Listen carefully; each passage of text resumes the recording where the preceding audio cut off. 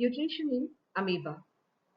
As we studied in the last class, amoeba belongs to holozoic nutrition. The mode of nutrition in amoeba is holozoic. I mean, digestion takes place inside the body after eating food. Amoeba is a unicellular animal which follows holozoic mode of nutrition. Unicellular organism or unicellular animal in the sense the body itself is made up of only single cell, but it is eukaryote. It is not a prokaryote.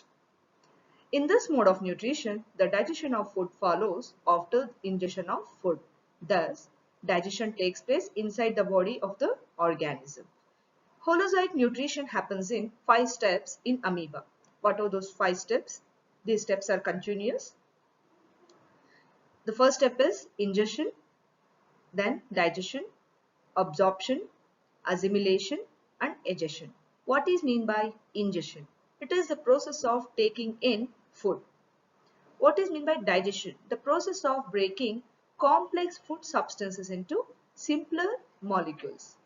Absorption, the process of absorbing digested food.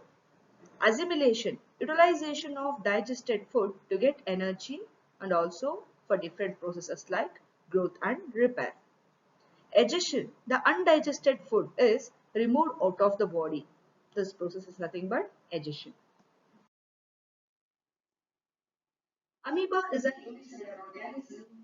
The outermost membrane is cell membrane, but in case of plants, you can see the outermost membrane cell wall. As amoeba is a animal, the outermost layer is always cell membrane. Amoeba keeps on protruding its cell membrane and forms a finger-like projections called pseudopodia. By extending its cell membrane and cytoplasm, it produces finger-like projections called pseudopodia. This pseudopodia, it extends towards the food particle, and the amoeba, when it surrounds the food particle with pseudopodia, it makes a food vacuole. Now, what exactly the food vacuole? Food vacuole contains within pseudopodia food particle and water. Digestive enzymes later secreted into this food vacuole and digestion takes place inside the food vacuole. Once the formation of food vacuole has done, few enzymes, digestive enzymes secreted inside the food vacuole by the amoeba. These digestive enzymes digest the food within food vacuole. Once the food is digested, it is absorbed from the vacuole. Finally, the food vacuole with undigested or leftover food or waste material moves near the cell membrane and undigested food is expelled out. Let's see the picture. See, in the first process, ingestion, you can see the extension of finger-like projections called pseudopodia. Here, the food particle, food vacuole is formed. Food particle is surrounded by pseudopodia and forms a food vacuole. Food vacuole is made up of food along with water. This is formation of food vacuole. The third step is digestion. After secreting digestive enzymes inside a food vacuole, digestion takes place within it. After that, the digested food is absorbed by the amoeba and it is assimilated. Undigested food is ejected out, called egestion. Nutrition in human beings. In human beings, the nutrition is very complex compared to other animals. So, we have a complex digestive system. The human digestive system is composed of alimentary canal and some accessory glands. What exactly the alimentary canal? It is a canal made up of different organs along with associated glands. Example, mouth to anus.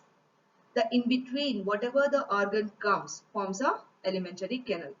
Alimentary canal is divided into several parts like aftermouth, esophagus, then stomach, small intestine, large intestine, rectum, finally anus. What are salivary glands, liver and pancreas? These are accessory glands which lie outside the alimentary canal but helps in digestion. Structure of human digestive system. As I told you already, human digestive system is made up of only two. One is alimentary canal, another one associated glands. Alimentary canal comprises of mouth mouth, pharynx, esophagus, stomach, small intestine, then large intestine. Associated glands are salivary glands present near the pharynx, gastric glands, liver, and pancreas. Let's study in detail. What is mouth or buccal cavity? What is its use in digestion? The mouth has teeth and tongue and salivary glands present within a mouth, which helps in chewing food. The tongue has gustatory receptors which perceive the sense of taste. The receptors which are present in tongue are called gustatory receptors which perceive the sense of taste. The tongue helps in turning over the food so that saliva can be properly mixed in it. Teeth helps in breaking down the food into smaller particles so that swallowing of food becomes easier. Salivary glands secrete saliva. It makes the food slippery, which makes it easy to swallow the food. The saliva also contains one of the enzyme called salivary amylase, which is very important. Saliva contains salivary amylase or ptyrin enzyme, which acts mainly on complex carbohydrates like starch and converts them into disaccharides. Starch is one of the complex carbohydrate. When salivary amylase or ptyrin acts on starch, starch will be converted into or digested into disaccharide called sucrose or maltose. You can see the picture. This is human digestive system. Alimentary canal starts with mouth and ends at anus. After mouth is preceded by esophagus. Then this is J-shaped stomach and then small intestine, then large intestine. The brown color picture indicates liver, and below the stomach, next to the stomach, you can see pancreas. Below the liver, you can see gallbladder. This is the structure of human digestive system. Esophagus. It takes food from mouth to stomach by peristaltic movement. What is meant by peristaltic movement? It is rhythmic contraction of muscles of lining of alimentary canal. This contraction pushes the food forward. Stomach is a J-shaped bag-like organ. Muscular walls of stomach helps in churning or mixing the food with digestive juices. The walls of the stomach secretes hydrochloric acid. This hydrochloric acid kills the germs which comes along with the food and also activates gastric enzyme called pepsinogen. Pepsinogen is one of the important protein digestive enzyme which is inactive in nature. When HCl acts on it, pepsinogen becomes pepsin, which is activated enzyme. Now pepsin acts on proteins and partially digested them into peptides. The mucus secreted by the walls of the stomach prevents the damage of the inner lining of stomach by the action of HCl. What is meant by mucus? It is a gummy-like substance or jelly-like substance produced by inner lining of the stomach. HCl not only acts on enzymes, it also acts on inner wall of the stomach. It may damage the inner wall of the stomach. So to prevent it, stomach produces mucus, which reduces the action of HCl. Small intestine. Next to the stomach, you can see small intestine, which is highly coiled tube-like structure. It is larger than large intestine lengthwise, but lumen-wise, lumen in the sense the diameter or the size of a intestine. It is smaller than large intestine size-wise, but larger than large intestine lengthwise. Small intestine is divided into three parts like duodenum, jejunum and ileum. The first part is duodenum, next jejunum, and the third part is ileum. Small intestine secretes intestinal juice, and the first part called duodenum receives bile juice from the liver and pancreatic juice from the pancreas. Let's see the structure. This is liver. Liver produces bile juice temporarily stored in gallbladder.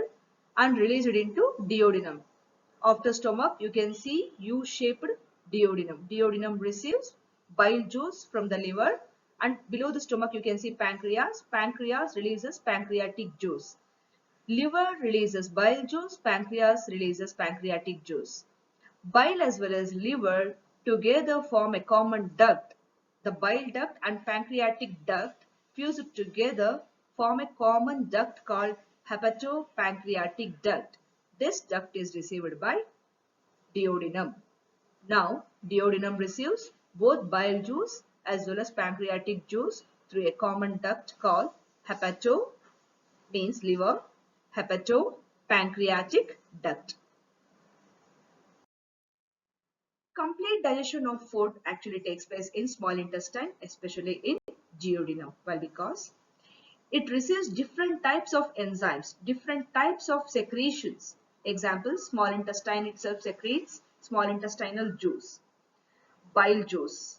It receives bile juice and also receives pancreatic juice. That's why the complete digestion, like carbohydrate digestion, protein digestion, and fat digestion takes place in duodenum. There is no digestion takes place in jejunum. In jejunum, there is no digestion takes place in this part. Bile juice. Bile breaks down the fat into smaller particles. This process is called emulsification of fat. Important question. What is meant by emulsification? When bile juice acts on fats, it converts them into small micelles or small droplets. These micelles are called simple fats, and the process is called emulsification, on which again lipase enzyme acts and completely converts them or digests them into glycerol and fatty acids. So fat is completely digested into glycerol and fatty acid in the presence of bile juice, and after that lipase enzyme.